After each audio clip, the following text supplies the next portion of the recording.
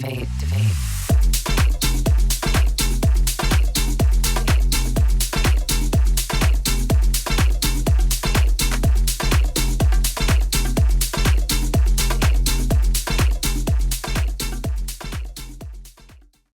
everybody, welcome to This Pink Cloud. I am DJ Kelly Reverb. We are a show that is about mental health, recovery, all that good stuff. Whoever we have on this week is what it's about, is what I like to say.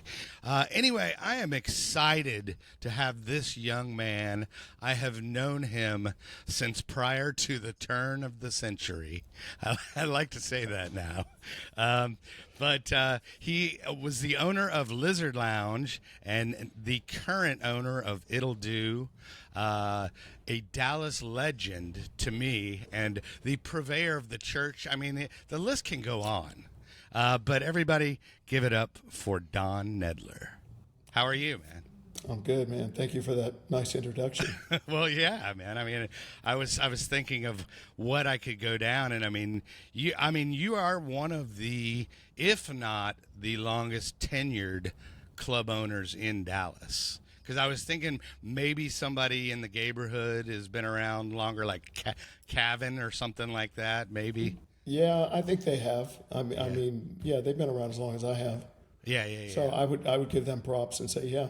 Yeah, but to stay in this business and profitable and in business just in general, I applaud you, sir. Well, thank you. Yeah, I appreciate it. Yeah. And so I'm sure, and so does your bank account. Yeah. Well, people ask me a lot, how do you do it?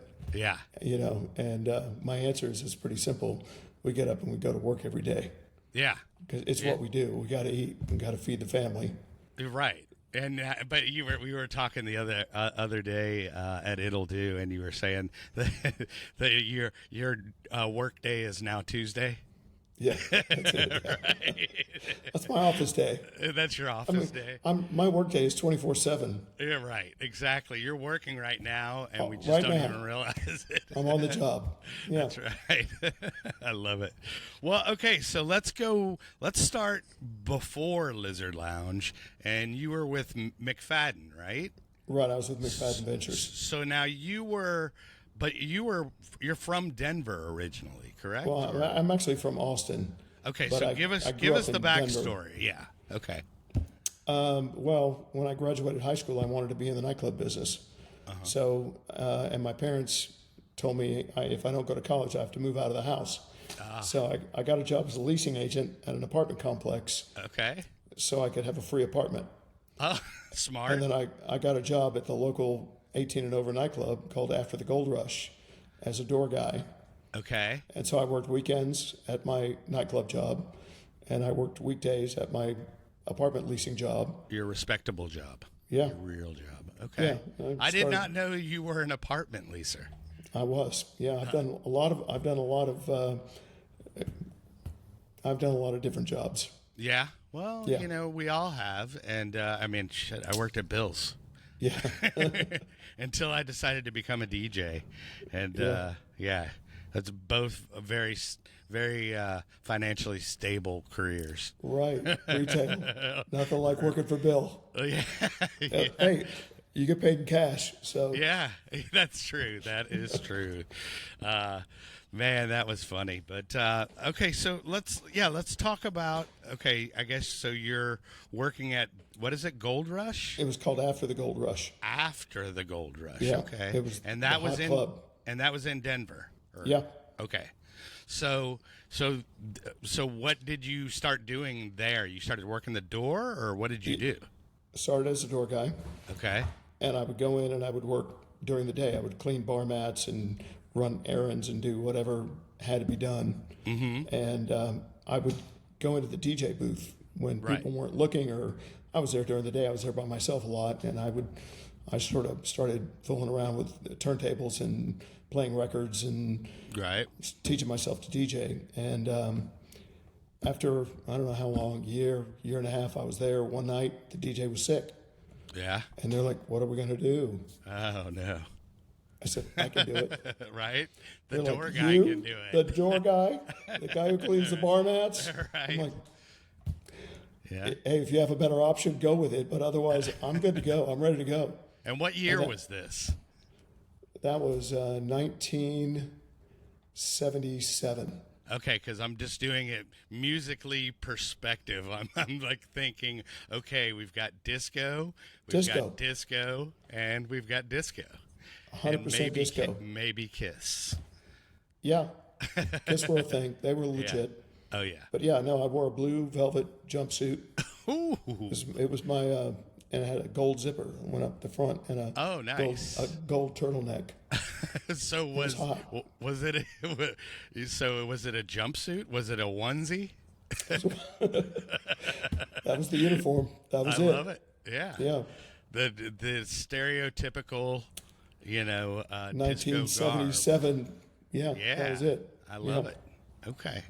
All right. So then you DJ there, and is that McFadden that owns that, or No, is that no. It was a guy named Dennis Muck, and the reason I wanted to work there is because he bought all of his managers and DJs cars. He bought them all new cars. Okay. You could get a 1976 Cutlass or a, some It was sort like of Chevrolet. it was like working for Mary Kay.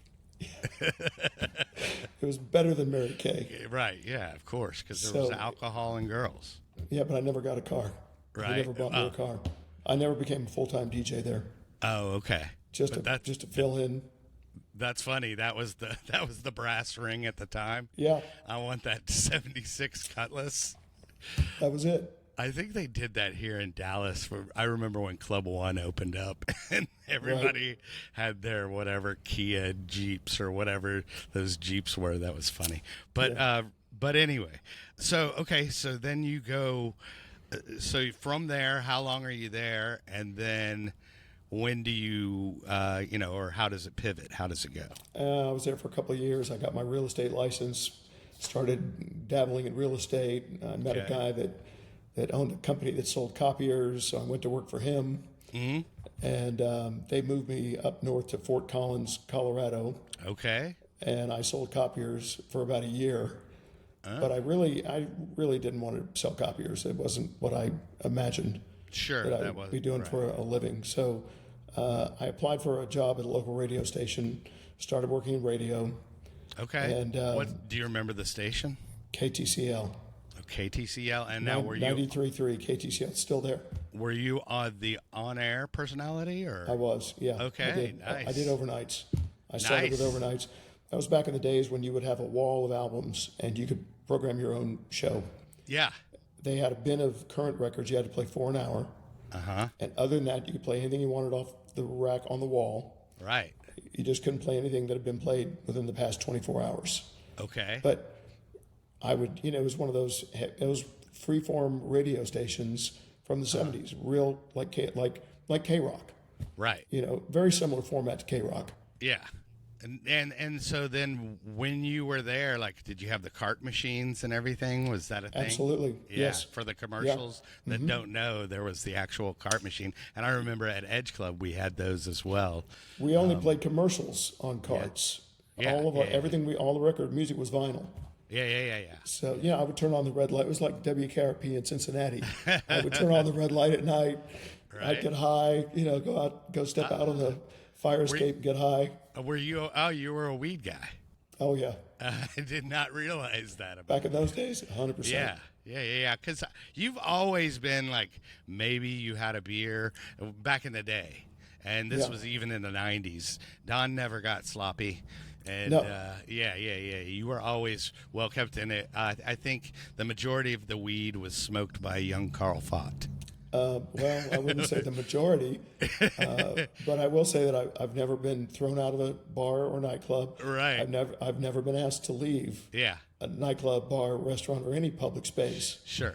So I have that going for me. Yeah. Right. It's a resume builder, dude. So, Okay, so then you're selling copies, and then how does it progress from there? Well, I decided I wanted to be a concert promoter, so I borrowed $5,000. Okay. And from parents or where? No, from a guy that I'd worked for previously, a real estate guy. A guy named Lefty. No. The guy was legit. Okay. But my first show was I did a bluegrass festival at a rodeo arena in Boulder, Colorado. Okay, now that's random. It's well, But yeah, it's random. okay, so did a bluegrass festival? What do we got? Like Ozark Mountain Daredevils or No, something? no, no. Or- I booked Doc and Merle Watson and a guy named John Hartford who was on the Glenn Campbell show. Okay, all It right. was a day of banjos and fiddles. Oh yeah. Well, I mean, God, what was the show back then? Hee Haw. Hee haw. Hee Haw was huge, dude. That was just like our default Sunday night TV was Yeah. Hee Haw. Well, and Glenn Campbell was on Saturday night, and I just had a feeling that John Hartford, since he was on TV every Saturday night, would sell some tickets. And I was right. He's a Right. fiddle player that clogs on a piece of plywood. Okay. You have to put a guitar pickup on the plywood to amplify it. Okay. And run it into a DI box and into the sound system, and he would clog and play the fiddle. It was the dumbest thing ever. All right.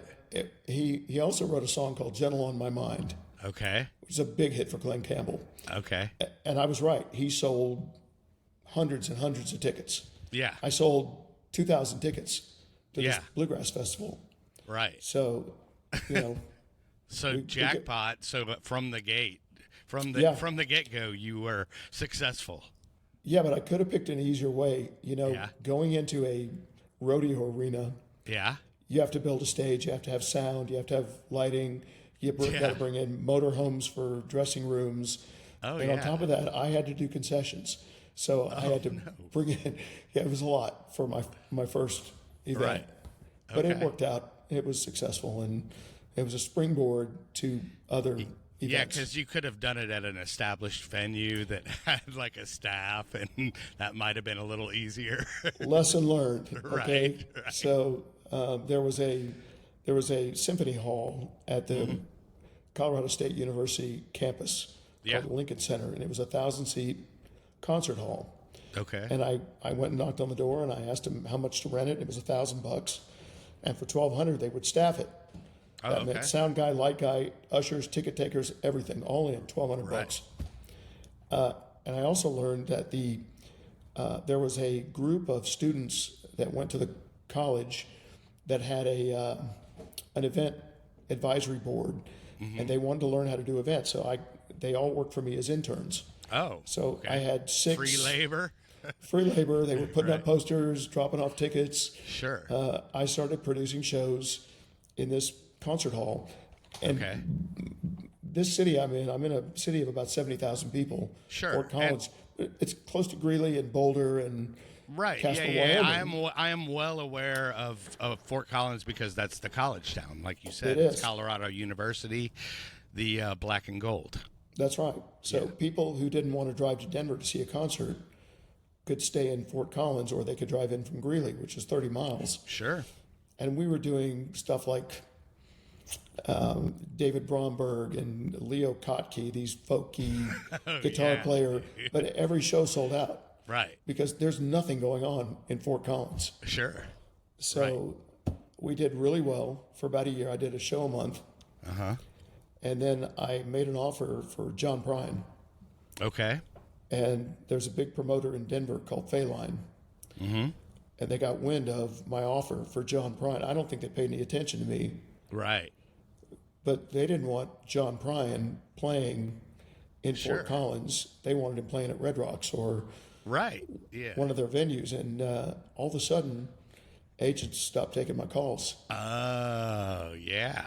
You So it turns out Phaline put stepping a... on some toes. Yeah. That's what Oh, yeah. That's what we call that in the industry. Yeah. So, and I'm calling these agents, and nobody's taking my calls. I don't understand. What's the problem?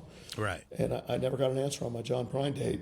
And it didn't take long to figure out that they started putting locational restrictions and Right, no yeah. competes into their contracts. Sure.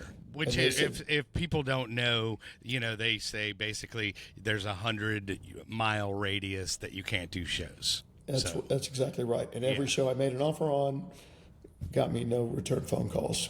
Right. So I recognized that I was out of business. Right. So But it was- that was just it. Well, I mean, I wondered if you could have pivoted and gone like with different acts, like or. I don't, You know, unless no I want to go back to doing bluegrass festivals, and I don't Yeah. think there's really enough of those acts to keep me interested. enough bluegrass headliners. Yeah, one of those was Right. enough. Yeah. And so, no, I was really out of business. Yeah. So Okay. I packed up and moved back to Austin. Okay. And thought I'd try my luck down there. Okay. So then you get to Austin, and what year is this? Around 78, 79, or? No, I got to Austin in about 81, 80 81. or 81. Okay, Yeah, so you did the concerts for a little while. It was yeah, I did. Right. Yeah. Maybe a year and a half, 2 years. And did you manage to save some funds from that? Oh, no, man. Are you kidding me? Dude, I had a cutlass. And I'm 21 years old, man. right. I'm not saving any money. Right. No, I didn't have a pot to piss in. In Right. fact, I moved to Austin, and I was living in my friend's garage, Nice. and not a garage apartment. Okay, Yeah. it was a garage. It was a garage, right? Yeah, I was living, and I was riding a bike. I didn't have a car. Nice, dude. yeah. The ladies were all over you. I bet. It was a good time. Good time in my life. All right, so 81, you're in Austin. Yeah. And then I guess you kind of had the club bug from Denver. And then so is that when the McFadden era starts, or? Almost. Okay. I got a job in a nightclub called the Cotton-Eyed Joe. Cotton-Eyed Joe. It's a gigantic barn. Okay. Like was it on 6th Street or what? No, it was up north off Burnett Road in the Okay. middle of nowhere. All right. But it was a big country and western nightclub. But they would book huge country and western acts. Sure. And I ended up working at a radio station. I got a job at Case 101, which is a big country station in Austin. Mm-hmm.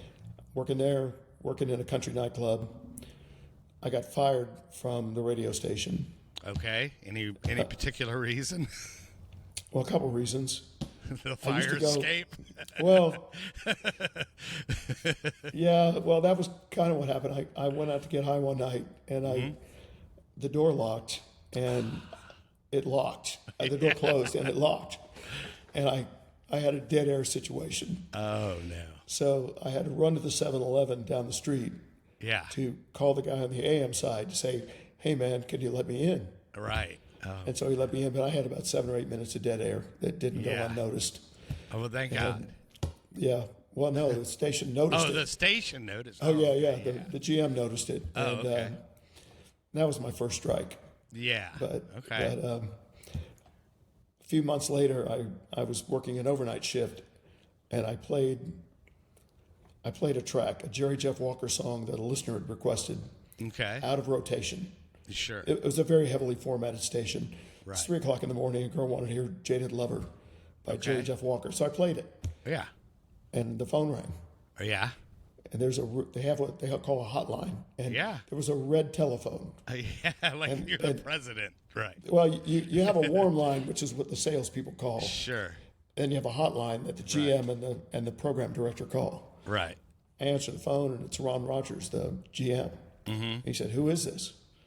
I said, "It's Don Nedler." He said, "What are you playing?" I said, "Jerry Jeff Walker." Mm-hmm. He said, "That's out of rotation." Oh, He goes, "I heard that 2 days ago." okay. I said, "Well, it was a request." And Yeah. anyway, Monday I got fired. Okay. That was All it. right. Career's over. Well, thank you, Jerry Jeff Walker. Yeah, that was the end of my radio career. I never got another radio job. Yeah, well, I was mean, it. you probably pivoted into something more successful, I I pivoted imagine. into DJing at nightclubs for $100 a night.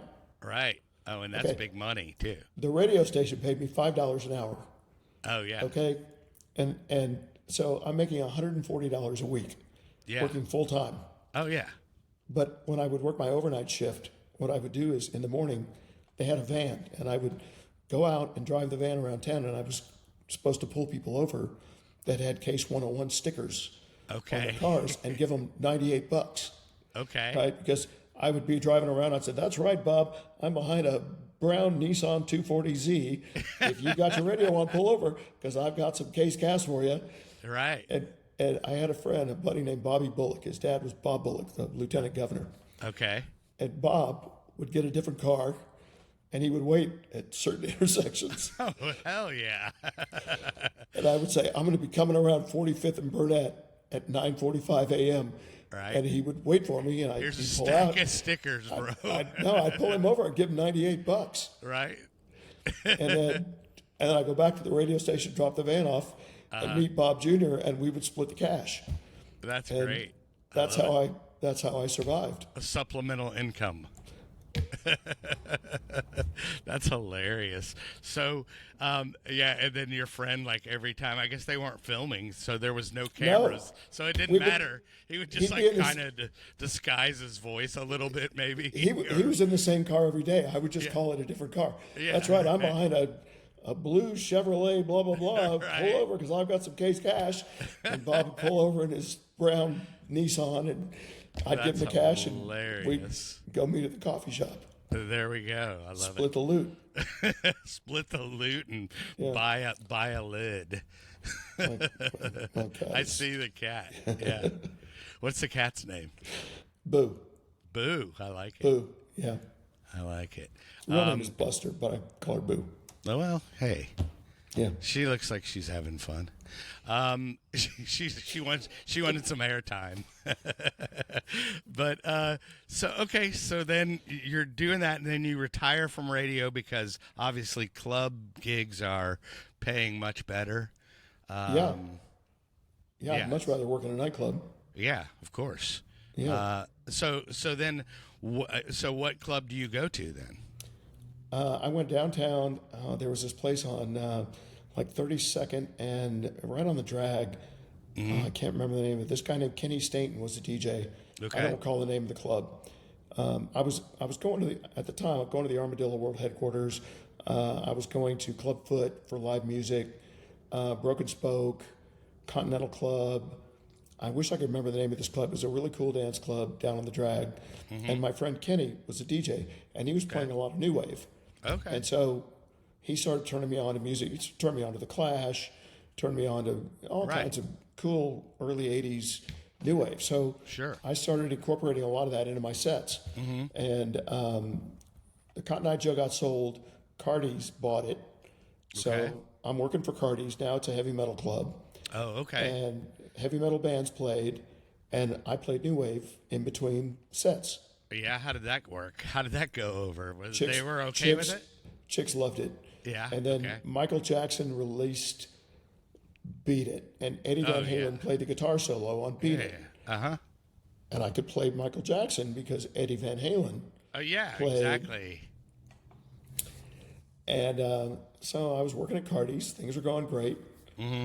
One day a guy came in and said, "Man, you should be working at Confetti in Houston." Right. And I said, "What?" Yeah. He said, "There's a club called Confetti." Right. He said, they play the kind of music you play. Right. I'm like, "Really?" And that Monday morning, I'm in the yellow pages. Right. Actually, I'm calling directory assistants. Sure. Right. And Houston. I said, "I need a number for Confetti." Right. And I called, and they gave me the number to the corporate office. And I called, and they said, "We'll put you through to Griff," a guy named Griff Palmer. Okay. He's a programmer. And I called him, said, "I'm looking for a job." He said, "Well, we're looking for DJs. Send me a tape." I sent him a tape. A tape. Nice. Yeah. And they flew me up. They flew me to Houston. Oh, nice. And hired me on the spot. They flew you all 2 hours to Houston. Yeah. They flew me to Houston. And they hired me. They hired my girlfriend. Okay. Who needed a job. They had a video production studio.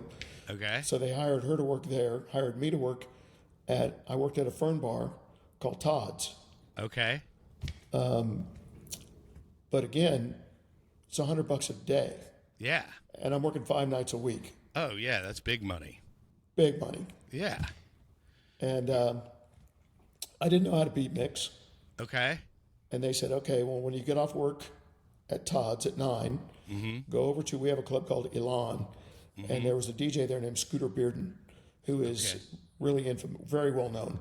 Okay. He was the guy back in those days, and an incredible DJ, incredible mechanical skills. And he would put a Y-jack on, and I would sit in the DJ booth and listen to him mix. Right. I remember the Y-jack. Yep. And they said, "Just listen and learn." And this guy taught me so much. And during the day, I would go to his apartment and we would go through music, go through records. He was a Billboard reporter. And so he turned me on to so much music. Yeah. And inevitably I got hired and moved over to Confetti. Okay. And that was kind of the plan with them flying you over there, right? So I think it was. They opened a second Confetti in Houston, and I was at on the decks over there. Okay. And it was an incredible job. Yeah. And then they started opening more and more clubs. Right. And I think, didn't they? I guess there was one here as well. Oh, yeah. There was one very, very successful Confetti. They had Confetti. on was that on Greenville? In the Lovers and Greenville. Lovers in Greenville. That's right. Yeah. And Elan was right across the street. Eventually that became Acapulco Bar. Okay. And ultimately McFadden started sending me out to do the openings for all the new clubs. Right. So I would go out and I would just work with the new DJs and, acclimate them. Sure. And that kind of thing. And ultimately, Griff left the programmer's job. And when the time came, I was based out of Houston. And they said, why don't you take the number one seat? Nice. And so I did. It was an incredible job. Yeah, I mean, and especially at that time to be with a successful. I mean, did McFadden own, besides just Confetti's, did they own other clubs as well? Because it seems like that name McFadden kind of precedes itself, and like the names of the clubs they owned. They owned tons of clubs. We had 32 clubs all over the U.S. Oh wow! Okay. And then we bought Studebakers. Right. And so we brought them into the fold, and my job was to pretend, because we were a publicly traded company, that there was a method to the madness of hiring DJs and training DJs. Yeah. So we created this music system. I didn't create it. It had been created before I was there. Yeah. Let me A see if computerized this is the one I heard. Yeah. music system, right? Right. Every song was coded as current, classic, recurrent, new, whatever it was. Rock, new wave, ballad, whatever. There was all these different codes. Sure. And they would have what they call it like a grid. And you could bring in a DJ that didn't really know how to play. Yeah. And give him sort of a guideline to follow. Right. And the idea was that they thought everyone was following this system. Yeah. But in reality, what I was doing was hiring talented DJs. Okay. And letting them do what talented DJs do. Right. Doing their thing. And I think because there was a company called Core or something like that. Yes, I know Core. That was Griff Palmer. The guy who hired me formed Core Group after I left. That's so funny because one of the earlier DJ gigs I had at the Grand Kempinski Hotel. Yeah. They were. They go, oh, this guy Mike or something that was the manager was like, oh, I think this will be a great idea because it's like what do I not know what I'm fucking doing? Like honestly, the guy from Core gets in there and goes, wow, that's really good. Like he was Ghost, Well, listen, if they were McFadden guys, everyone really knew the gig. The gig was hire talented people. Yeah. Let the corporate guys think we're following a plan. Right. We would train them. Right. We would train managers Sure. on how to manage DJs. And listen, I would tell most managers, leave them alone. Right. The way to handle a DJ is leave him alone. Yeah. Don't let him drink. Sure. And leave him alone. Don't give him any ideas. Sure. Just we'll give you a talented DJ. Just don't fuck it up. I remember one of the funny things about Core was the programming was you start off here after you play your ballads, and then the formula was to take the BPM from whatever 90s or 100 BPMs up to escalate, and then drop back down. Right, short sets. You had to do this, every hour. You want to keep the floor rotating, and it was like. Well, that was the McFadden philosophy, our philosophy was short sets.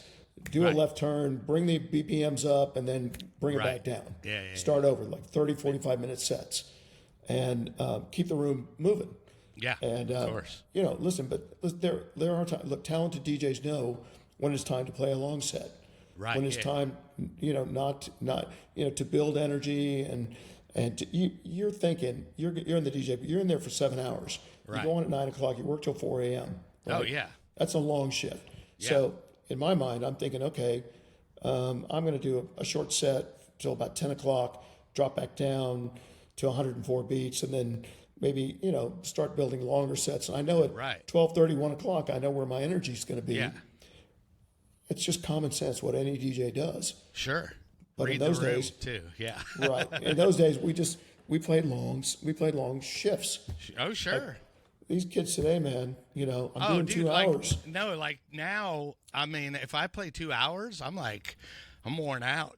Oh, yeah, it's exhausting. I mean, it's just like, I can't, dude, the last time I played a 4-hour set, I don't even know, dude. Well, my church DJs play open Yeah. close. Yeah. And I've had these guest DJs that come in and they go, I can't, I need an opener. I can't Right. play. And I'm like, let me tell you, man, if you can't play 5 hours, Yeah. you can't, then hit the road. Hit I the can't bricks, use you. kid. Yeah, Right. right. Hey, I tell you what, because I want to get into the church and all that stuff, but Yeah. here's commercial, and we'll be right back. Are you an old fool who's so cool like us? Funky Gold is a network of skilled and hardworking DFW DJs over 40. We gather to create a mutually supportive environment for all members who are doing big things. Our DJs are leaders in the community who bring special skills and opportunities to share. We strive for professionalism in the music business, and we have hearts of gold. Not to mention we have the coolest swag and the funkiest headquarters. If you're interested in learning more about joining the crew, connect with us on Instagram, YouTube, or Gmail at Funky Gold Network. All right, and we are back. That was Funky Gold Network. Be sure to check them out on Instagram. They're a group of really good peeps and doing good things. Real quick, also, we have a new song out, and here it is. That was on me, honestly, that was on me.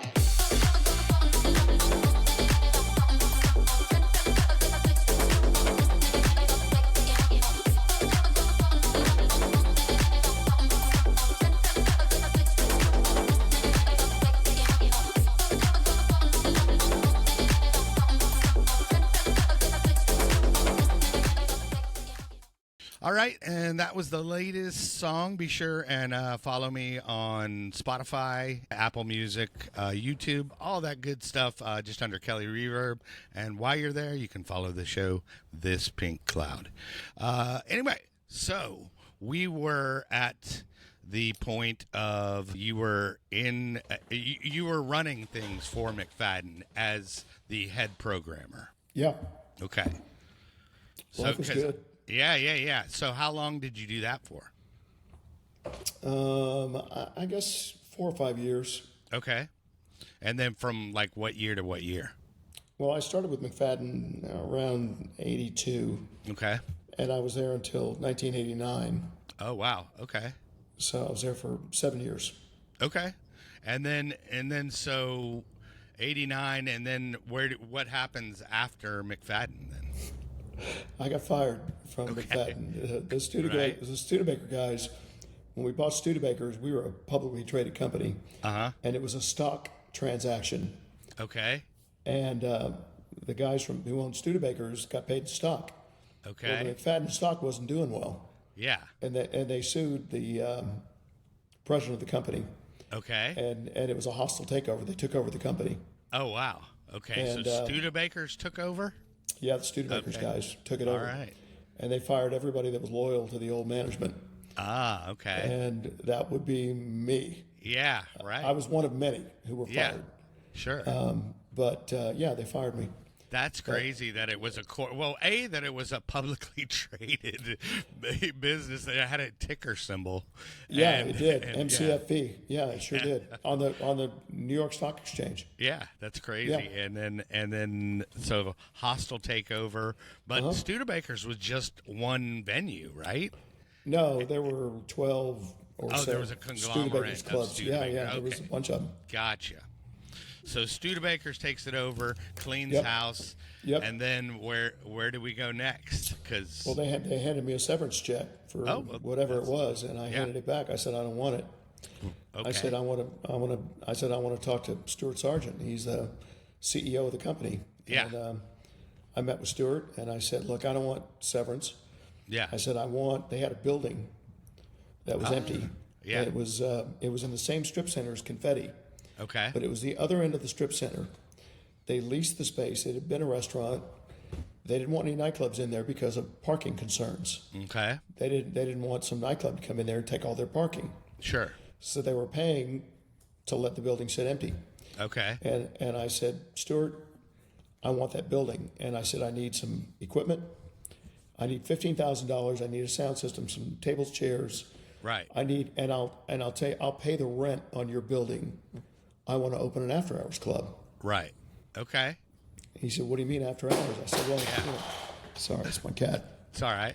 The cat just could. Yeah, the cat. Oh, yeah, the cat. That looks good. That would look better on the floor. Yeah, right. That's funny. So I said, look, man, I don't want severance pay. I got 7 months severance. Sure. But I said, look, what I really want is I want that building over at Alabama and Yale.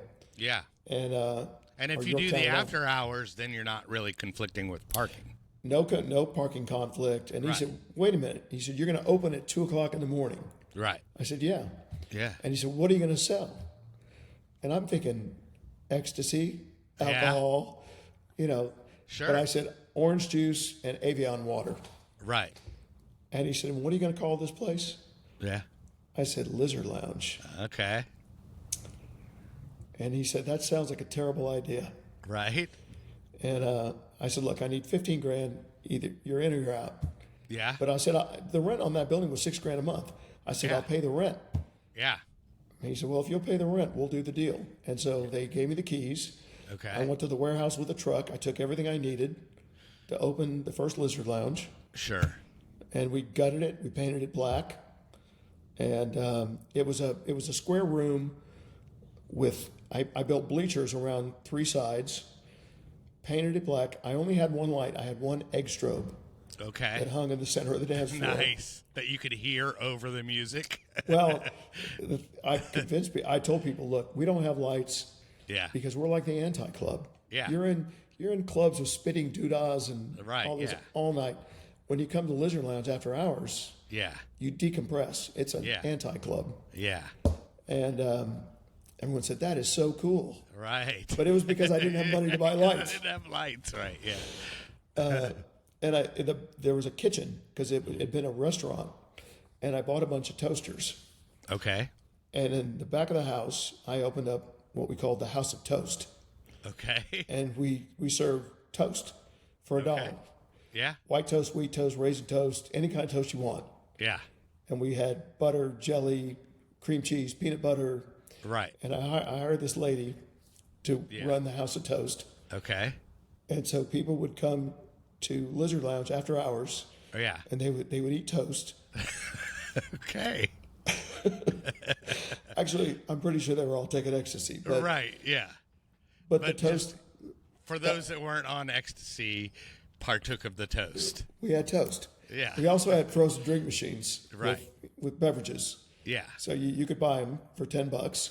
Ah, and that is where the the tickets for special water came from.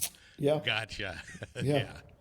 I got And you. I mean, listen, from the day we opened, the funny thing is, the first night we opened the doors, there's 2 high-rise buildings with nightclubs under each high-rise, and there's a strip center in between. Mm-hmm. And the line from the Lizard Lounge ran all the way to Confetti's door. Oh, wow. Okay, Yeah. and this was not a once in a blue moon thing. This was every night. Yeah. Everyone thought Confetti had this Yeah. long line, Yeah. but they were waiting for the Lizard Lounge to open. Oh, wow. Okay. And so we hit a home run right out of the gate. Yeah. Well, so, and then who was the first DJ there? I have to ask that question. Okay, what I hired all the DJs. There were 4 big clubs around us. Yeah. One of them was Michael DeGrace was Okay. I've heard that. one. Carl Fott was Yeah. another. Right. I want to say Mike Snow was Yeah. another. Another famous Yeah, Houstonite. Yeah. these guys all had a night, and Oh, yeah. so they would leave their club and bring their crowd because all the clubs had to close at 2 Yeah. at that time. Sure. So there was us, and there was John Hanley had an after hours downtown. I can't remember what it's called. Did the city of Houston even care about like the after hours permit, dance hall permit? Did you have to have any special? It was just like, or just open up. I had no permits. Right. I had a CO. I was barely legal. Yeah. And the chaos that took place outside the Lizard Lounge. Yeah. Starting at 2 a.m. Right. You know, Houston has no zoning. Yeah. So you have nightclubs right across from residential neighborhoods. Yeah, strip club and a church. Yeah, Right, we wreaked havoc. I mean, Yeah. it was my first club, and Sure. you know, not that I didn't care. It's that I didn't know how to control the perimeter. You Right. know, you really. I've learned in this business you have to control the chaos. Yeah, You outside. you have to accept responsibility for the negative effect you have on the residential uses nearby. Sure. Yeah. But at the time, I didn't care. We just like cars are blowing up, police are chasing people. You know, just it was chaos, total Yeah. chaos. Yeah, it was You like know. the Warriors, the movie, like Yeah, I outside mean, the it was- club, it like was burning insane. burning tires and. But I mean, the craziest thing was inside the club. I started doing a live radio broadcast yeah. Okay. on one of the radio stations. We'd sign on at 2 a.m. and I would put live shows on like CNC Music Factory and all these bands that had big records out Sure. during that time. They'd play Lizard Lounge. Yeah. And they'd go on at 4 o'clock in the morning, Right. which people thought, well, that's insane. Yeah. But it's not insane at all. It's just after hours. Sure. you Yeah, know, yeah, but yeah. It was And relatively that was basically when After Hours was a new concept. It was. Yeah. Yeah. So you were ahead of the curve on that. Yeah. Yeah. And then so then how does it go? You have Lizard Lounge, and then do you ever take it prime time in Houston? Like, do you ever take it like regular hours? We did. Eventually, Okay. we did. Okay. I opened a second Lizard Lounge in Austin 3 months later. Okay. Okay, I opened in May of 1989, and in September of 1989, we opened Austin. Okay. A guy called me, said, "I've got a great club. I owe TABC a bunch of money. I can't pay them. If you'll give me money to pay TABC, I'll sign my lease over to you if the landlord will approve you." Yeah. And it was built by the same people that built S4, Okay. Village Station. Same guy, same architect. He built Riches in Houston. He built Village Station, and he built Halls Okay. in Austin at 4th Yeah. and Colorado. Right. This is the old Halls location. Right. Okay, it's a legendary nightclub. Sure. And the guy owed TABC $25,000. Right. So I paid his debt. I signed a new deal with the landlord. Mm-hmm. And we opened in September Okay. of that year. I mean, instantly. Yeah. And there's a DJ named Blake Davidson Okay. who was my roommate. He was living in LA at the time. But Blake he had a really good feel for like hip hop. That was when NWA was blowing up and all Sure. these artists were like gangster rap was a thing. Right. And so I hired Blake to play at Lizard Lounge Austin. I would fly him in from California every week, Okay. which was also unheard of. Nobody does that. Yeah. Yeah. Yeah. But- Right. I couldn't find another DJ that does what he does. Sure. And so Well, and I that's flew funny because, like, being a DJ or coming from that world, you knew you had a discerning ear and you could tell who had it and who didn't. Yeah. That's right. And Blake was really like a secret weapon. I mean, Yeah. he a phenomenal DJ. Austin had never seen anything like this before. And I had another fortuitous situation. A guy named Mark Dean came and knocked on my door. Mark Dean was a college kid. He was a frat kid. And he was throwing these parties in fraternity houses called Trash Disco. Oh, okay. Okay, and this is the true originator of Trash Disco. This is where Sure. it started. Okay. Other people will tell you that they created it. It's not true. Yeah, I mean, they had a trash disco here. Yeah, but I'm telling you, this was the guy that invented the wheel. Okay. And he came to me with this idea, and he said, "Look," he said, I do really well. He said, "I think I could do a few hundred people. I want $1 a head." And I said, "I'm charging $5. It's a Thursday night. $5 at the door. I'll give you $1 a head." He was doing 1,100 people, like within wow. a month. Like Yeah. it was huge. And And by that time, disco had turned into like a novelty. yeah, it was Yeah. it was a satire. Yeah, you know, yeah, this yeah. trash disco was just making Yeah. fun of disco. Yeah. And but college kids would dress up in wigs and Sure. and leisure suits and Right. you know, and it was huge. And so I started booking artists like Gloria Gaynor and the Weather Girls. Yeah, and they were probably glad to take a paycheck. 'Cause, $2,000, yeah. I could book anybody. Oh, yeah. And I had worked with the Village People a lot when I was with McFadden. Mm-hmm. I'd put the Village People in all the McFadden clubs all over the country. Right, yeah. And I knew them pretty well. And I said, listen, I'm doing this thing called Trash Disco, and I really want you guys to come out. And Sure. they did. They came out. And kind of a funny story. The music plays when they start the show, and one by one they come out on the stage and they're running and they're waving flags, and you know the Indian guy comes out, and Right. and the cop comes out, and they're all Sure. dancing, and the construction guy is coming out, and I'm standing right at the stage entrance, and there's a very low overhang, Yeah. and the construction guy, whatever his name was, comes out on the stage and smacks his head right into this beam. Okay. Fell on the stage unconscious. Oh, holy So crap. I He got- wasn't wearing a hard hat? He was wearing a hard hat. Okay. I'm standing there, and You have a passed out village person. he's out. I'm trying to get him up, Right. and the music's going. There's 1,000 people in the venue. I'm like, "Are you okay?" And he's like, "What happened?" I said, "Come on, get up, get up." I'm helping him up. I had to take him backstage, man. Right. Are you all right? Right. Pour some water on him. Smelling salts. Yeah, right? Anyway, he pulled it together. The show must go on. Right. The show went on. It's showbiz. That's Get hilarious. get it together, man. Let's go. Right, dude. That's And you're getting paid $10,000, so get out on stage. Oh, yeah. Wow. Yeah. So that's hilarious. So and that was that in Austin or was that in Houston? Yeah, it was Austin. Okay. That was in Austin. That's where Trash Disco started. Yeah. Okay. And it gave it to look. It's the equivalent of what I have with the church. Yeah. Because the church is that night that you need that night that is not Friday or Saturday night. You need that Right. Sunday or that Thursday to Right. be really successful in this business. Right. You have to have that third night. Right. Well, I want to get to that. But I wanted to talk about then, I guess, so after Austin, then I guess the logical progression is to come and open Lizard Lounge Dallas, right? Yep, that's right. Okay. So you bring Carl from Houston, right? Yep. Because he was in Houston. So That's you right. bring him to Dallas. Now, where did Carl wind up in the dumpster? Was that in Man, Houston? that's a terrible story. Yeah, that was Houston. No, I'm sorry, it was Dallas. It's a really terrible story because Carl is someone We that love I Carl. love. We I love love the guy. Carl, yeah. I mean, I love this guy. Yeah. He's like a little brother to me. Yeah, He's somebody yeah, that I really, really value.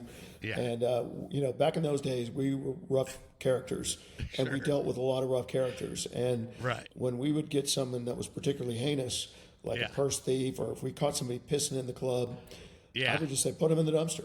Right. And my security guys would literally drag you out the Yeah. back door. Right. You know that hallway behind the DJ booth Yeah. with all the holes in the wall? Sure. That's where they would go, and they would go out the back door and into the dumpster. And that's what we did with people. I mean, Right. but you had to commit some really heinous offense Sure. for us to do that. Sure. And one night I was drinking, Yeah. and I said, put Carl in the dumpster. And they took it literally went and got him, and they put him in Right. the dumpster. And I found out he was in the dumpster. Somebody told me, I got a radio call, Carl's in the dumpster. I'm like, oh my God, man. I was kidding. I was joking. Yeah. Right. And I'm walking toward Carl. He's climbing. Well, first of all, I saw his head pop up. You're right. He's in the dumpster. And Carl's like all of what, like 90 pounds? Well, no, he's about 125 pounds. But Yeah, 125 pounds. I mean, he was But he's a lot scrappier than you might think. yeah. And he came at me and he punched me right in the face. I did not know that part. He punched me in the face. Nice. Well, Yeah, I totally deserved it. And Right.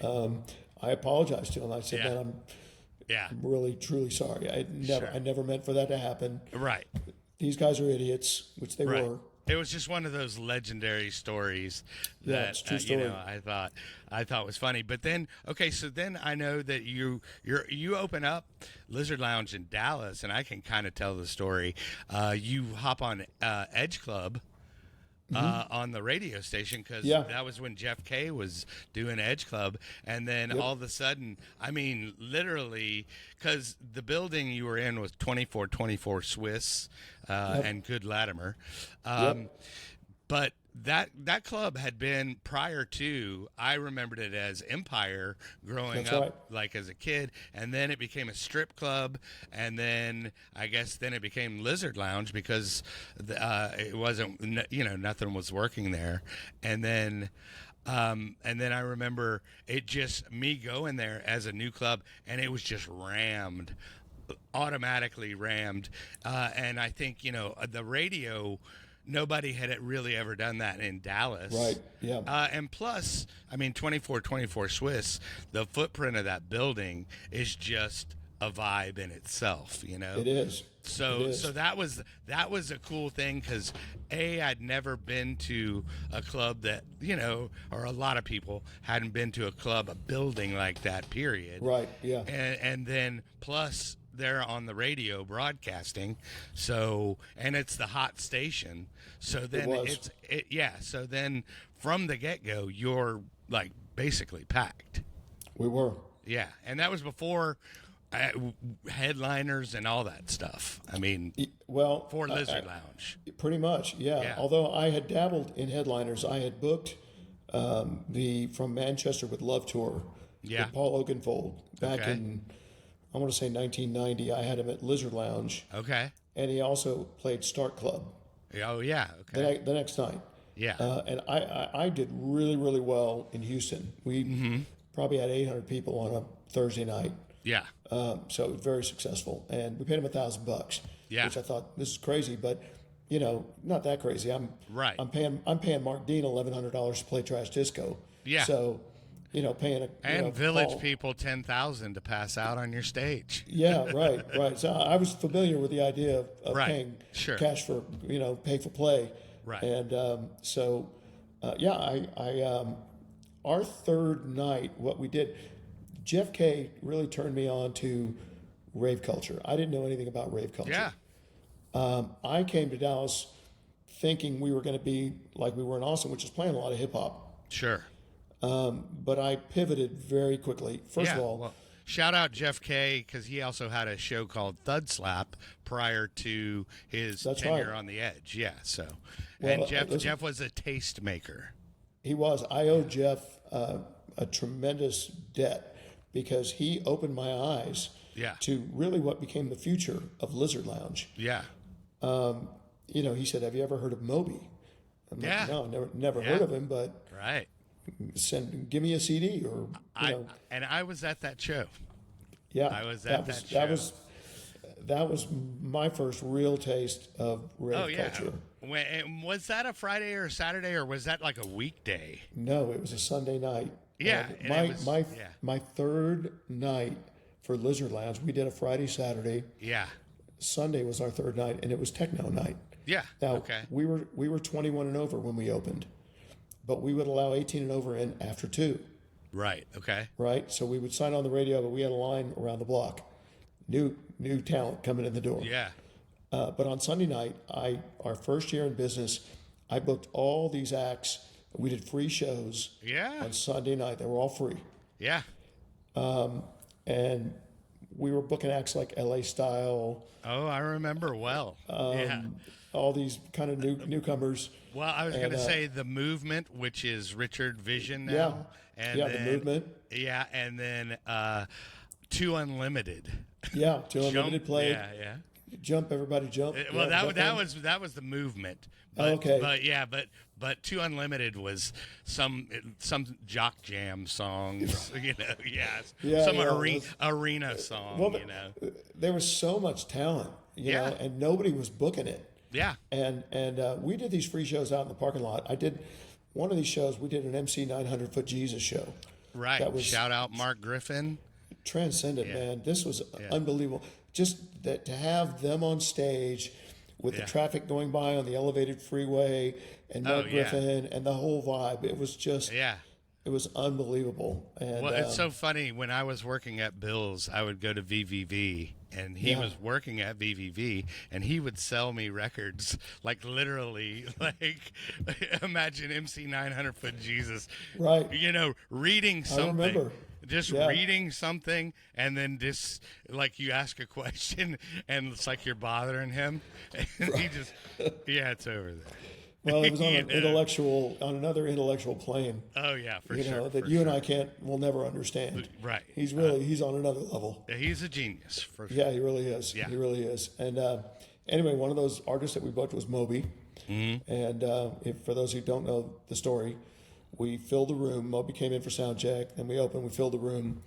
Moby went under the freeway. He was staying at the whatever hotel that is on the other side of the freeway, the Sheraton. Sure. Okay. And of course, we had 1,000 people in the venue.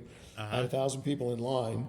Yeah. And I'm standing out in front of the Lizard Lounge, wringing my hands. I don't know what to do. Right. And I see this little bald-headed guy coming under the freeway. He didn't wait for us to pick him up. Right. And Moby comes up to the front door and he said, "Hey, he said, looks like we got a good crowd." I said, well, we have a good crowd. I said, the building's full. These are the people that can't get in. Yeah. And he said, "Wow, that's terrible." He said, "What are we going to do?" I said, "Well, Right. I don't know. You know, first of all, it's a free show. Yeah. Sure. Okay. And I'm already paying for one free show." Right. And he said, "Well, we're going to have to do another show." Yeah. And I'm like, "Man, I can't pay for another show." And this is Moby with when he just has his Insonic and DAT backed. So Yes. everything that's happening on stage is absolutely nothing. Yep. Except That's for right. his Except for acting his- skills. Yeah. And he was incredible. going batshit. I remember. He was. Yeah. He was. He really Yeah. was. Yeah. I'd never seen anything like it. It blew Oh my yeah. mind. Yeah. People were hanging off the rafters. It was insane. Oh, but yeah. Moby said, "Listen, well, I'll play." He said, "Why don't we do 2 shows?" Right. I said, "That's a good idea." But I said, "You do it for one fee." He said, Yeah. "You'll have to call my manager." Okay. And of course, you know, I can't get a hold of his manager. Right. She's not answering the phone. Right. And he said, "Well, I guess we're just going to have to do it. Sort it out later." Yeah. So we did. We played the show, and recently I heard audio Yeah. from that show. Jeff K posted it. Oh, I'm gonna have to go check that out. It's posted. It's on the internet, and you can hear me. I came out on stage. I told everybody, "All right, everybody, listen up. We need to empty the room. You got to go. We're doing another show, and we're going to let everybody in. If we have room, you can get back in, but you got to go to the back of the line." Right. And so we put 1,000 people out, let 1,000 people back in. Right. And and Moby played a second show. Wow. And shortly after, I think 2 weeks later, we had the Prodigy. Yeah. Oh, I remember that. Yeah, I remember that well. Yeah, that was insane to think how, you know, that this was maybe when they had Charlie, the song Yes, called Charlie. it sure Charlie, was. always tell your mom, before Firestarter, and they Yeah. were still even huge back then. Huge. They were. Yeah. Look, I had no idea, right? Yeah. I got a call on Saturday night from a guy named Mike Champion, Mm-hmm. and he said, "Don," he's their manager, and we got a problem. I said, "What?" He goes, "We're in Miami. We just played a date. It's late at night." He said, "But our manager absconded with all our money, Okay. and we don't have any plane tickets. We have no way to get back to England. We have no way to get to Dallas." Yeah. He goes, "We're screwed." Sure. And I said, "All right, sit tight. I'll fix this." Right. So I called Jeff K. Jeff K called Bill. Yeah. Jeff and I went to Bill's. Yeah. I don't remember if this was late. It might have been 4:00 in the morning. Okay. And we needed $3,000, give or Okay. take, to buy tickets. Sure. Because in those days you had to go to the airport to buy the tickets. Yeah. Yeah. There was Right. no internet, right? Right. So I think it was $3,200 to buy airfare. That was to get him to Dallas and back to England. I had to get him back home, back to Sure. London. Yeah. And Bill said, "Well, I'll pay half if you'll pay half." And I said, "It's a deal. Let's do it." Okay.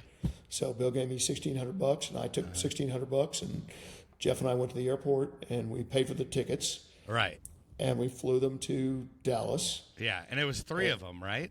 No, it was all of them. There was 5. Oh, was At there least 5? five people. Okay. Yeah, there's There's Liam. There was Maxim, Keith, and the other. I can't remember the other guy's name. Okay. And then their managers. There's 5 people. Okay, so there's 5 people. Okay. Yeah, 5 people. And anyway, we got them to Dallas.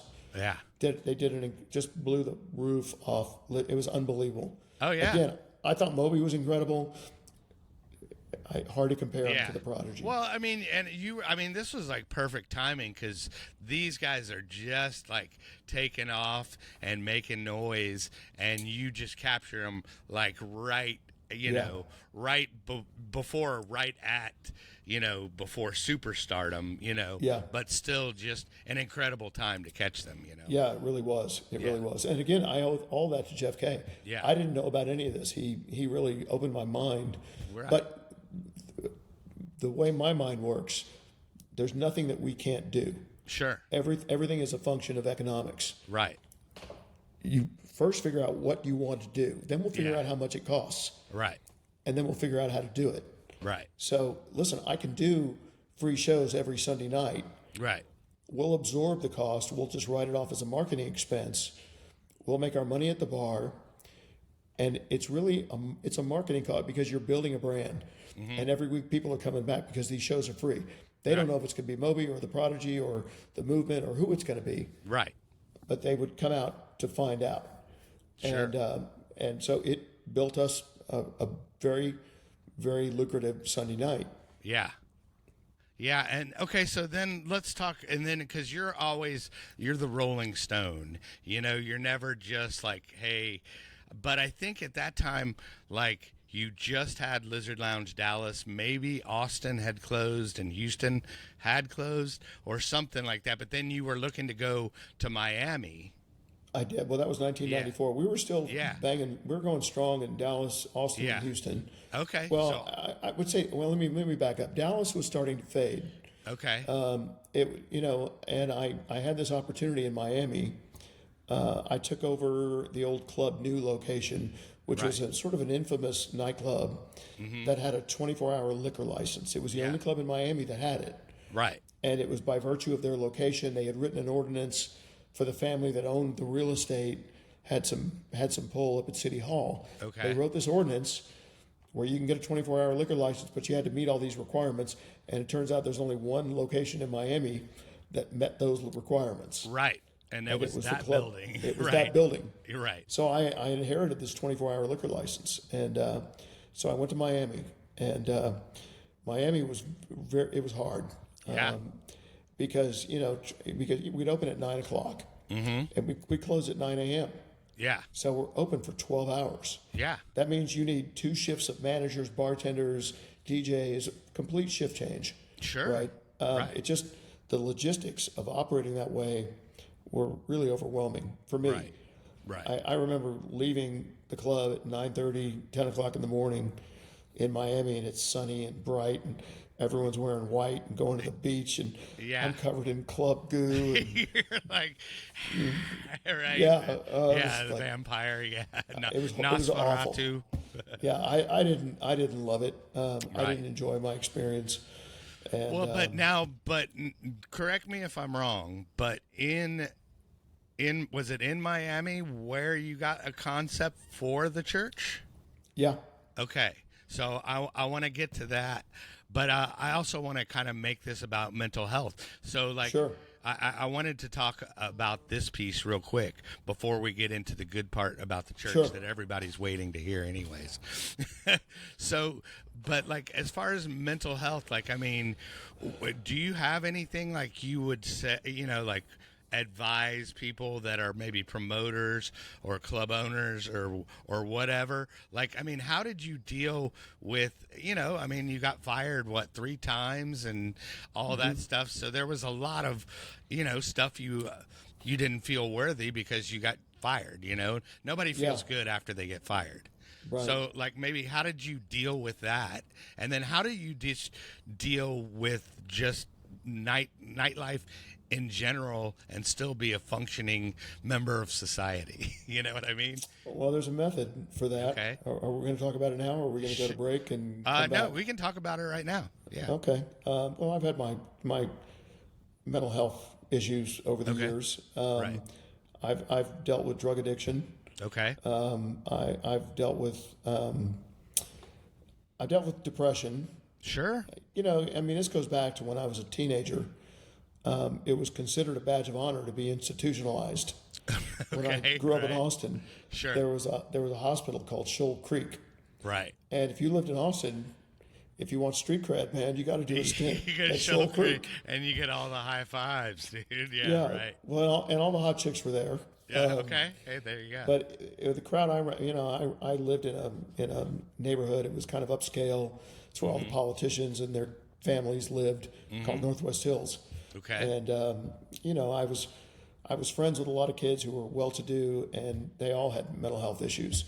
And, Right. Well, they were As a lot of privileged. rich kids do. Yeah, rich And kids we- don't have to. Yeah. Right. And we were all doing drugs. Entitled. And we were entitled, and Right. we were overserved, and Yeah. and under-policed. Well, we were free underparented. range. Right. Yeah. We were free range kids, man. Right. Yeah. But it became a status symbol Okay. to be sent to Shoal Creek. Sure. Now, I never went to Shoal Creek. My family couldn't afford it. Right. But there were several times. You know, I came from a broken home. You're right. Family got divorced, parents, living with my mom. I went through some difficult times as a kid. Sure. And I started doing drugs early. I mean, I was. You were smoking pot. Yeah. I was smoking pot, doing acid, doing Right. psilocybin mushrooms, just lots of psychedelics. Okay. It takes its toll on your mental health. Sure. I ended up like a pretty typical teenage kid, with all kinds of issues. Right. So anyway, I ended up in counseling. I ended up with a psychologist who kind of helped me navigate a lot of these issues. I had a lot of issues as a kid. Okay. Issues with my parents, issues with this.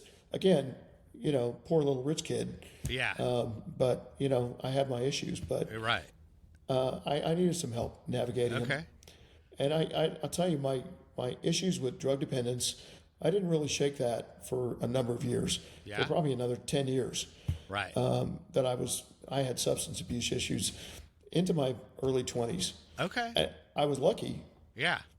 in that I was able to deal with it when I was Well, young. that you snapped out of it. Yeah. And get it behind me and Right. get it. I mean, when I was in Fort Collins, Colorado, in my early 20s, I really developed a terrible drug problem. And Okay. Being a concert promoter put me in touch with a lot of people. Right. Yeah. Bluegrass concert promoter. Well, not just bluegrass, but I was doing. Yeah. No, everybody wanted to go to concerts, Right, yeah. including the local coke dealers, and Sure. they were whining and dining me, and the next thing I know, I have a friend who's buying kilos of coke down in Boulder and bringing Right. it back, and he's selling me 1 ounce rocks, and Right. Yeah. I learned pretty early in the game how to cook freebase. Yeah. Oh wow. Before there was Okay. crack, Yeah. there was freebase. Yeah. And somebody said, "Hey, if you take that rock Yeah. and you mix it with baking soda and water, and Right. you cook it up in a Pyrex vial, Yeah. it'll turn it back into an oil base." I did not realize Don was so such a deviant early on, dude. I was a did full-on not crackhead. I thought maybe you occasionally smoked pot and then had a Miller Lite and then that was it. But that's all I saw of you, and Right, that's crazy that I didn't know. I didn't even know that this side was happened. Yeah, when I left Fort Collins, I was a full-blown crack addict. Wow. Crack hadn't been invented yet. Yeah. We called it freebase. Yeah. And my family had to come get me. And my car got repossessed. Yeah. I got evicted from my apartment. Uh-huh. And my brother and my father showed up Yeah. and said, "Don, it's time to go." That's how I ended up living in my friend's garage Right. in Austin. Yeah. Because I was literally that's a humbling experience. rock bottom. Yeah. That was rock bottom for me. Yeah. And my parents gave me money and said, "We're going to give you enough money to get to Austin, and you're on your own." Yeah. So I got to Austin. Don't buy crack on the way. Well, the first thing I did when I got to Austin was I found a Coke guy, and I got him to front me an ounce of Coke. Right, there we go, dude. And I like a showed good my friend, addict, right? Sure. And I told my friend, I'm living in his garage. I said, check this out. We're going to cook it up. Yeah. And I'm going to turn this into smokable Coke. You're going to love it. It's called freebase. Right. And so myself and my friend cooked it up and made a rock about the size of a golf ball. Uh-huh. And we sat there for 3 days and smoked it up. Wide awake, right? Until the shadow people came. With guns all over the house, right? Yeah. I mean, the mail carrier almost got shot 3 different times. Right. And I mean, this guy had AKs, and he's sitting in his tighty whities with a holster and a 45. We've been up for 3 days. It's like some leaving Las Vegas stuff. It's like a Quentin Tarantino. Oh no, Fear and Loathing in Las Vegas kind of situation going on here. Yeah. So the first thing I did was I got $2,000 in debt to a crack dealer or to a Coke dealer. Yeah. And I spent the rest of my years in Austin dodging this guy, hoping he wouldn't catch up with me. Yeah. But that was really, I think that was my tipping point. Okay. That's really when I'm living in a garage. Don went hard in the paint, dude. I like it. I did not know that about you. Yeah, I did. Yeah. Yeah. And we talk about rock bottom. I had a bicycle. Yeah. I lived in a garage. I know. I had a drug dealer. $2,000. That's not how I envisioned my life at that time. Sure. Right. And you want to talk about a mental health crisis? Yeah. That will trigger a mental health crisis. For sure. Yeah. And then, I mean, rehab is a lot more structured these days and big business. But back then, I mean, you're barely, I mean, it's like Betty, there's like one Betty Ford clinic, and there were no options. It's in some random town in, Baltimore or something like that. Yeah. There were no. So how did you get clean then? Well, I had no choice. I was broke, living in a garage, riding a bike to work. And I just said, I finally just said, I don't want to live this way anymore, because look, I was dodgy when I was in Fort Collins. Right. I mean, I ripped off a drug dealer up there too. Okay. For I don't know, $5,000 or $6,000. Right. When my family came and got me. Yeah. I left town owing a drug dealer money. Right. And I get to Austin. Next thing you know, I owe a drug dealer money. Oh, yeah. We see a scary, pattern. Yeah, it's a scary way to live. Right. Yeah. And at some point, you got to make a decision for yourself and make a choice and say, well, I'm going to have to clean up my act. Right. Well, because not all drug dealers are understanding. Yeah, that's right. Mine were not. One of them was more. The guy in Austin was more of an intellectual. Yeah. And I could intimidate him. Right. Just he was afraid of me. Okay. The guy in Fort Collins was another story. That was a scary guy. Yeah. And I had other run-ins with other people in the industry. Yeah.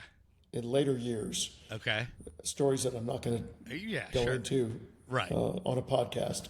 Right. But it came back to haunt me a couple of times. Not my own use, but my willingness to deal with people in the game. Yeah. And I made that mistake later on. Okay. And I allowed certain people in my life that I shouldn't have, and it almost cost me everything. Yeah. So, okay. Well, without going into detail, we will table that. All right. But that's fascinating. I appreciate you being open about that, because I never knew. And some people might be embarrassed about that, but I think that's cool that you're talking about it, and that it was, because we all go through our shit. I mean, I became a raging alcoholic at one point. Just as a hazard. I say alcohol was like a workplace hazard for me, because it was one of the perks, is why you signed up, dude. Yeah. I mean, that girls and you got paid to do it. Okay, cool. That's right. I'm in. Yeah. And so it was, everybody, has to reach their point. I mean, I had a fabulous drinking career, so I don't, I don't say anybody feel bad for me, but at some point when it becomes, like daily and, where it stops being fun And that's kind of sounds like where you were with the freebasing. Is it just stopped being fun and it becomes a job, and then it's like this fucking sucks. This is a horrible job to have. I'll give you this analogy. I don't know if it's really an analogy. When I did my first hit of freebase crack cocaine, it's like I got on an elevator and I went to the 100th floor. Yeah. Like instantly, right? And I spent the rest of my coke days trying to get back to the 100th floor, and I could never get there. Right. No matter how much coke I did or how much I tried, I could get to the 80th floor, and then finally I could only get to the 50th floor, and then it would only get me to the 20th floor, and you spend the rest of your life chasing that. And that's what I think heroin is like as well, is what I hear. It's just never as good as the first time. So yeah, it's so like a dog chasing its tail. So if you're gonna do it, only do it once, kids. Do it once, man. Enjoy it, and but I will tell you, it's an incredible high. Yeah, it's unbelievable. Right. Which is why I liked it so much. Well, yeah, and they even made a song about it, White Lines. The whole. That's right. That was your jam, dude. Yeah, cocaine got me into a lot of trouble. More than once. That's insane. Did not know that. That's fun. But okay, so then after that, then we were going to say that you got the concept for the church. But before we do that, I just do want to show you this. At my tenure at the Lizard Lounge, we went to we happened to be in Las Vegas at the same time, you and I, and we rode the roller coaster inside of oh my God, that photograph. This is when I was working at Lizard Lounge, but I was also touring and I was playing a club. And that is funny, man. You actually look better than I do. I look pretty good. But I'm holding my hat there. That's hilarious. But that was I was like, I got to find that picture. Oh, that's awesome. I got to find that picture. And I've got an awesome picture, like an awesome Polaroid of you and I together on your 40th birthday somewhere. Yeah. But, I remember I did a party on a party at my house on my 40th birthday. That was like it was only yesterday. Oh, I wish. Right? Yeah. If I had those years back, I might do things differently. But I think you've done pretty well for yourself, and navigated a comfortable living. So not bad. And then for the hours you work now, you're doing quite fine. I would say you're a man of leisure now. Well, I'm a part-time employee. Part-time employee of the full-time Do Club. Man of leisure. Yeah, right. Well, pretty much. Yeah, I'm trying to dial it back. Yeah, I gotcha. Well, okay, but so let's get to the good part where the people, want to know about is the church concept. You actually saw it in Miami, right? Yeah. Okay. We had Lizard Lounge Miami, and this guy Carlos Menendez and Frankie were doing this thing called the Church at a club called Velvet. Okay. Small club, but we went one night. We used to go out with the staff every Sunday night. We'd take all the employees. We'd go out. And we went to Velvet, and it blew my mind. Right. This was in 1994. And remember, the 80s were only 4 years ago, right? But Carlos was playing this 80s format, but it was not, there's no fluff. He's not playing 99 Luft Balloons and there was no human league. No, none of that. Yeah. It was hard. It was edgy. It was 9 Inch Nails, and it was, it was New Order and Depeche Mode and those acts, which were the darker side. They were considered pretty alternative artists, although in Houston they were very mainstream. Yeah, and in Dallas as well. Yeah, but I was the programmer for McFadden. I can tell you that wasn't happening in other cities. Right, not like it was in Texas. It was unique to Texas. Of course, California was kind of new wave. Yeah, but if you go to Pittsburgh, it's all R&B. Atlanta's R&B. Right. Miami was the Latin Miami house machine sound. Yeah. But in Texas, those artists were really mainstream dance club artists. Yeah. So I was very familiar with what he was doing, but he cut out all the soft, fluffy stuff, and he was playing all of that incredible 80s edgy, alternative. Okay. And I loved it. We went every Sunday night. Yeah. And they would do really cool art installations and simple, but very, very interesting. Mm-hmm. And when I got back to Dallas, I closed Miami. We didn't have a long run in Miami. It was not good for me. Uh-huh. How many years was Miami? 1 year. Yeah, I knew it was short. Yeah. It was short. And I pulled the plug. I came back to Texas. Yeah. And when I got back to Dallas, Lizard Lounge was not doing well. Mm-hmm. I was really burnt out. And a guy had offered me $25,000 for Lizard Lounge. He wanted to buy it. Oh, wow. Okay. And I was going to take the offer. I did take the offer. Yeah. 25 grand. Okay. And I was going to buy a Ford Explorer. Okay. And drive to California and do I don't know what. Right. And when it came time to do the deal, the guy didn't have the money. He only had 12,000. Okay. He said, "Can you take a note back for the rest?" Right.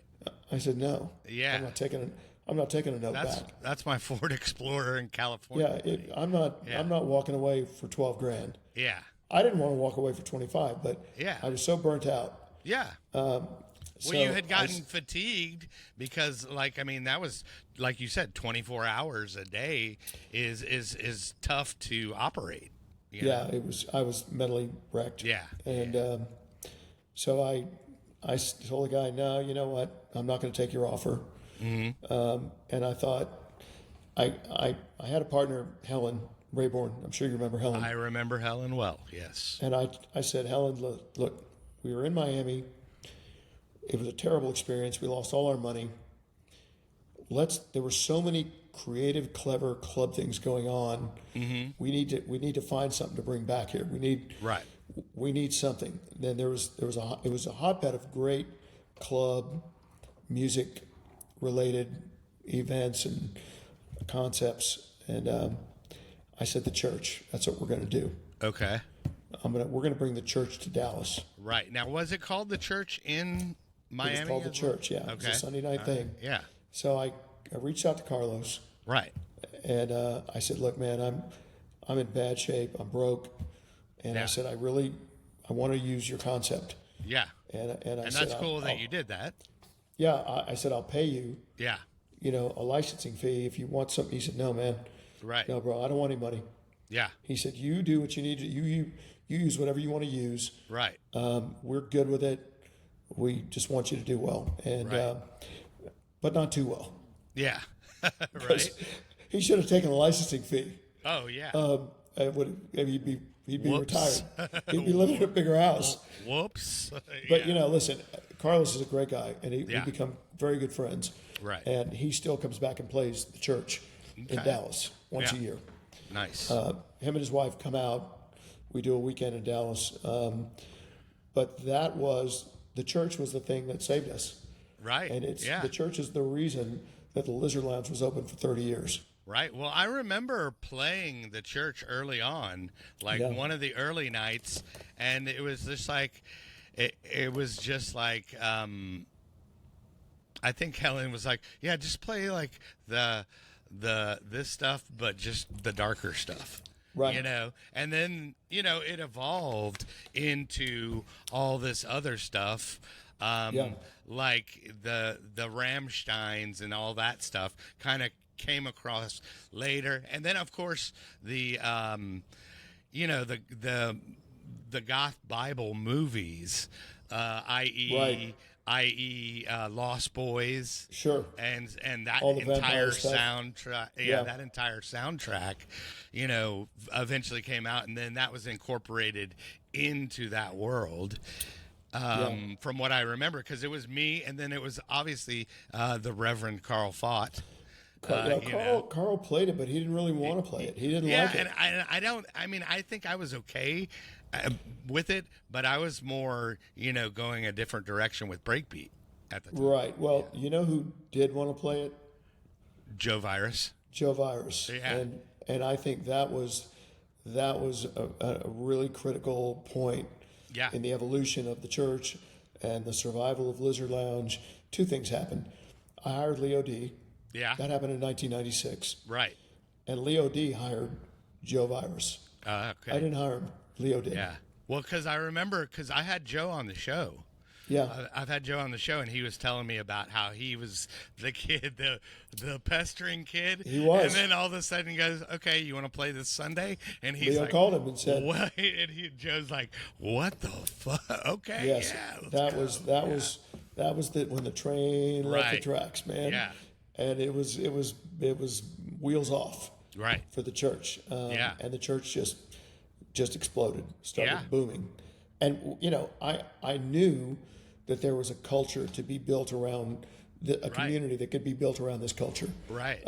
And our goal from the beginning was always enter without prejudice. That was Right. don't judge other people. People could come in. We encouraged people to just be as weird as they wanted to be. Oh yeah. And people dressed and bought in. They Well, played and vampires. I wanted to plug the documentary, but it's Yeah. called Dark Sanctuary, right? Mm-hmm. Dark Sanctuary, and then what is it called? The Story of the Church. I think I wrote it down. The story. Yeah, the Story of the Church. Yeah, Timothy. Timothy produced it. Right. They did an incredible job. Yeah, no, it was great. I actually watched it, and I remember you. That's how I know about the Miami part, about where Yeah. the concept came from. Yeah, a lot of people 'cause never of knew that. documentary. Yeah, I didn't know that as well. Yeah. So, but yeah, so that's cool. So then the train leaves the station, and then the train is still leaving the station, and the good thing about like that, it's not headliner dependent, because basically, Friday and Saturday is headliner dependent. Yeah. Nobody wants to just show up to a club anymore. know. Like back when I was playing, I think was when obviously you found that out with Moby and stuff like that, but then it was more DJs that we started bringing in, and that were successful, that would take your anemic night, I'm saying it was still a good night. It would be considered a great night now. Right. It was, like 500 people to, 800 people to 1,000 people, Right. when you'd bring a headliner in. And then I think, eventually the club business became a hard ticket. Like it was like they kind of merged. But what was cool about, the church is it just stayed. It's the club, Yeah, and yeah. and to find the right DJ, and people are coming there because it's a community. Well, it's a community and a social experience. Yeah. And it's a social experience that you can't find anywhere else. There is nothing like it in the country. Yeah.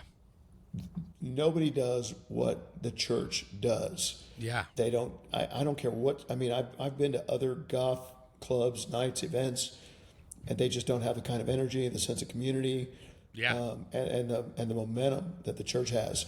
Yeah. And it has really, since we moved into the little new space, Yeah. it's experienced a renaissance. It has really. We have an entirely new generation of customers. Yeah. They have their own style. They have their own way of doing things. We embrace it. Yeah. We just create the space for them to express themselves. Right. Well, I think it's kind of like people always love nostalgia, kind of like Right. the trash disco that you were talking about. Right. And people there's a successful like touring things going on with the Blade Rave now. Right. Yeah. And people wanting to relive or recapture that era. And I think that what's also good is it's not just nostalgia. There's current fuel on that fire as well, like with bands and Oh yeah. yeah. Let me say this. This is important. The '80s is not really relevant to the church like it was. Sure. Early in, on, in, right? in the beginning. We don't play a lot of '80s now. We play Yeah. a lot of industrial, a lot of EBM. Well, and almost techno. Yeah, we do. We do. Yeah. Yeah. But the music has completely evolved because Right. our audience evolved. Yeah. And you can't keep playing those 30 songs over and over and over. Yeah. For 30, we've been around more than 30 years. Yeah. We opened in '94, so Yeah. we're in our 32nd year, and Wow. so you have to evolve. Yeah. And when Joe left, I wasn't sure what the future was going to be. Yeah. But my gut told me we should hire some residents and then fill in. So we hired 3 residents. Yeah.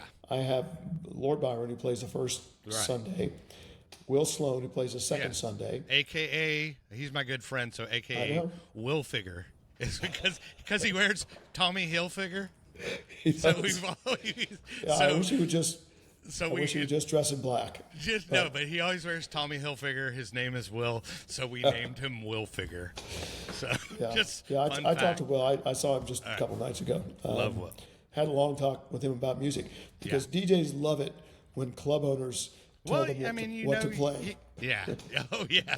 That goes over. They love it. Trust me, man. Right. Goes over. But they don't. But I don't know if he knows that you came from a DJ perspective.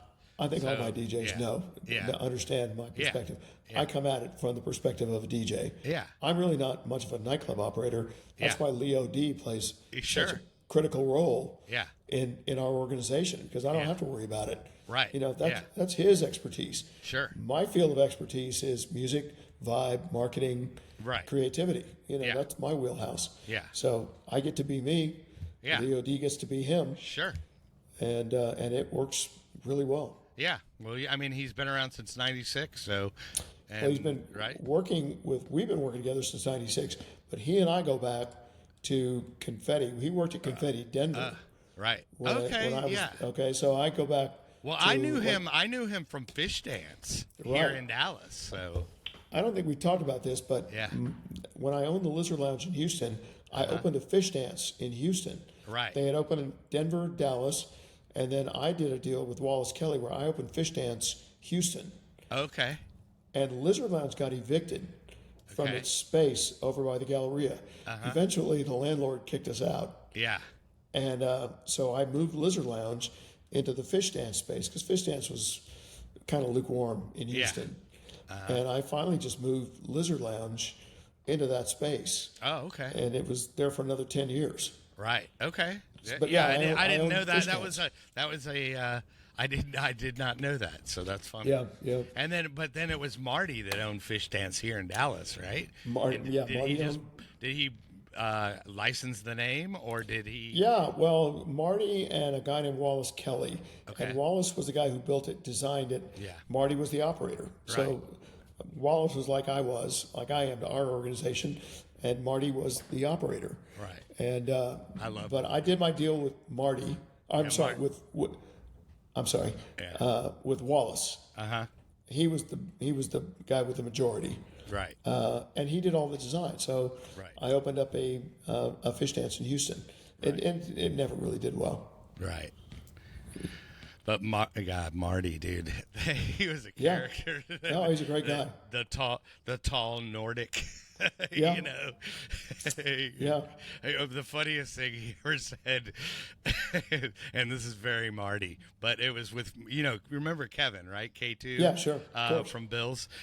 Kevin said something like, and it was when you could smoke inside the clubs or whatever. And Kevin. Miss those days. Kevin, yeah, I'm sure you do. Kevin said something like, it, like something stupid to Marty, like, hey, if they smoke, they poke, something like that. And then Marty, just being Marty, turns to him slowly and goes, Kevin, they all poke. And I was like, Marty is so above that. Well, there you go. Yeah. But that's beneath Marty's pay grade. Yeah, right. That comment. Yeah, exactly. That's so funny. But yeah, man. So it's insane that the church is still going as well as it is. I mean, do we have any? Oh, and then I also wanted to drop a plug in because you do the fetish ball too. We do, yeah. Right. Okay. So. So that was kind of like a spinoff from the church, right? It was a church. It was a dress-up party that we did one Sunday night at the church. Yeah. And I knew we were outgrowing the Lizard Lounge space. In fact, 2019 was probably the last year we did Fetish Ball at Lizard Lounge. I had already planned to move it to House of Blues. Okay. But we were preempted by the pandemic. Yeah. I Well, did. and In that's fact, kind of basically what screwed y'all is the pandemic / landlord. Uh, it really. You know Yeah. what, Kelly? It didn't screw us. Really, it Yeah. was the best thing that ever happened to us. yeah. Okay, because it was time for us to exit Right. 2424 Swiss Avenue. Right. But I mean time- that building had so much history to so many people. It It was did. it was still hard to Yeah, it was tough. That was let it go because it tough was pill like to it was swallow. a family member. Yeah. You know? Yeah, it was. It was. But that was a blessing. It was Yeah. one of the best things that ever happened to us. Right. Because I had just acquired It'll Do, Yeah. and I got when I got It'll Do, I had in the back of my mind I'm thinking, is this going to work for the church? Yeah. And I knew it would, Yeah. because I knew that we'd been dealing with a lot of pressure at 2424 Swiss. Yeah. Westdale bought the property, and I knew our days were numbered. And so everything I did from that point forward was with the future in mind. And Yeah. I knew that It'll Do was where the future was for us. Yeah. And I knew the church would work there. Yeah. So Well, you've expanded the patio because of it. yeah, So, we sure did. Yeah. Yeah. But that's great. And then when is the next fetish ball? Well, I'm doing a fetish ball event called Sadistic Saturday at the Kessler Theater on April 25th. Oh, nice. Saturday, Jeff April Lyles. 25th. Yeah, we did a deal. Yeah, we did a deal with Edwin and Jeff. Okay. Jeff kind of greased the wheels for us to get in. Although we already do fetish ball at the Longhorn Ballroom. Yeah. And we do it. It's going to be November 14th this year. Okay. And the Kessler is an incredible room. Love it. In fact, Yeah. I was there last night. I saw an incredible show there last night. Yeah. One of my favorite music rooms in Dallas. Yeah. And I always thought it would work really well. I want to do an event where we just take the Wheel of Pain. We have this giant prize wheel. Uh-huh. Are you familiar with the Wheel of Pain? The Wheel of Pain, I heard about it from the documentary. All right. We have this 10-foot prize wheel, Right. and I have 4 dominatrix stations on stage. It's a fetish ball thing. Sure. And the guests spin the wheel, and it lands on. We have flogging, spanking, hot wax, verbal humiliation, or Mistress Choice. Right. Okay. And there these choices are magnetic, and what we do is as the night goes on, we take more down and we put up more Mistress Choice. So by the end of the night, it's all Mistress Choice. Yeah. Right. And people stand in line and they wait for their turn, and they get 5 minutes with a professional dominatrix. Right. And you'd be shocked at how long people are willing to wait Yeah. for 5 minutes with a professional dominatrix. Sure. I mean, it's like, because in real life, they're not going to go out and hire a dominatrix Right. and go to a dungeon. Sure. But if you can have that experience at the Longhorn Ballroom Yeah. or in some warehouse or Where it's good fun. Yeah. Where it's it's good, clean fun.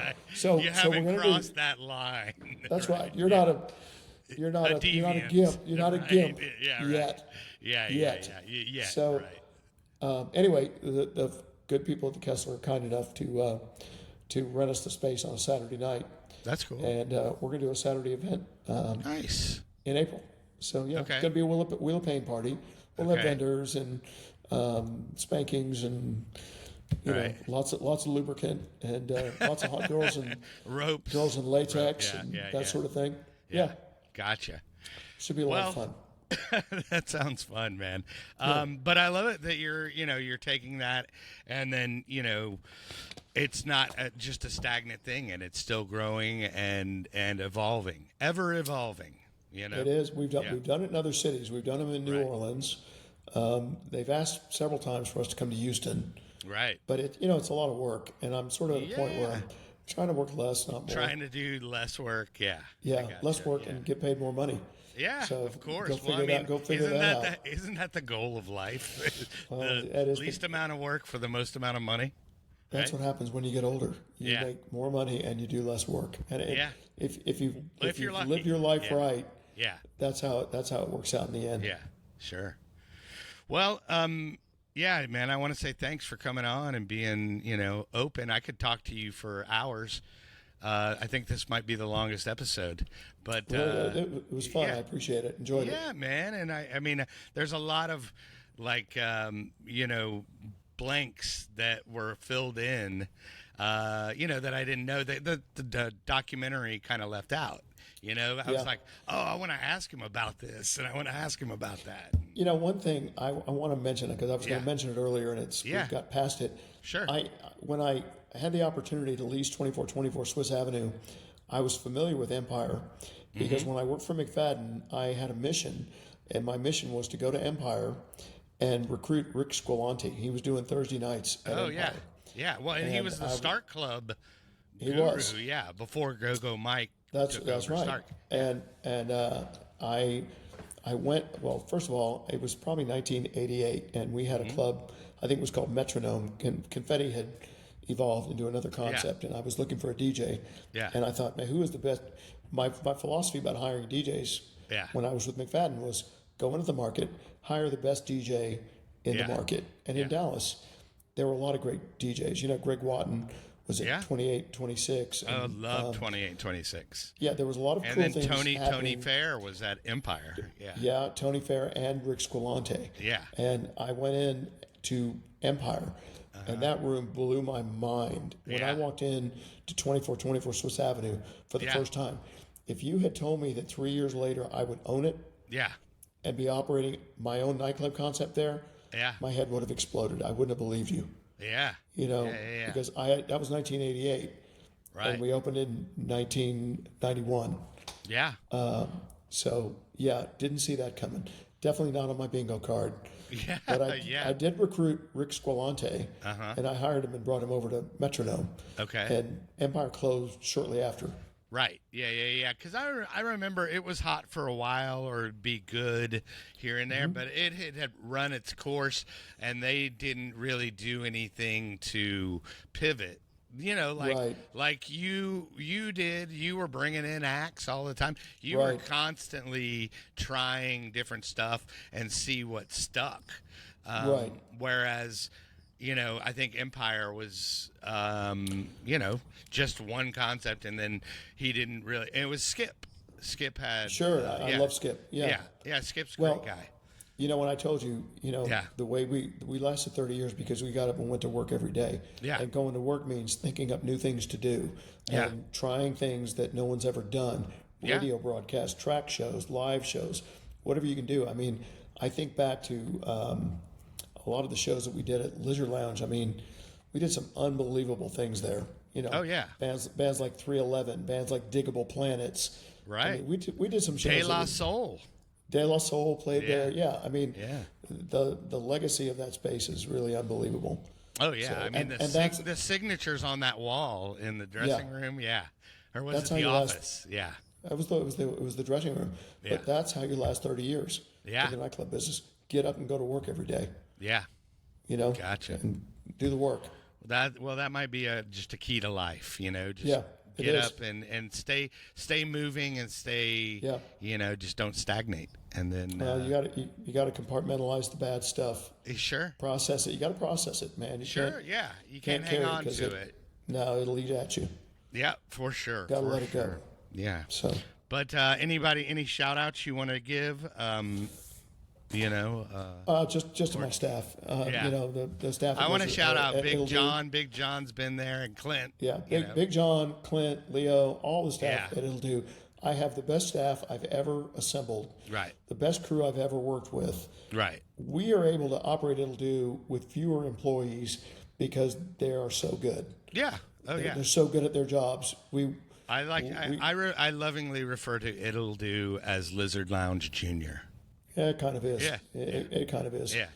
There's a few pieces of Lizard Lounge in there that people don't know about. There's a crystal ball that was the bottom piece of the chandelier. Yeah. That hangs from the mirror ball in the center of It'll Do. Yeah. A lot of people don't know that. Well, Yeah. I know that. Yeah. And there's a lizard A painted on the little wall in piece. the A exterior. little piece of home.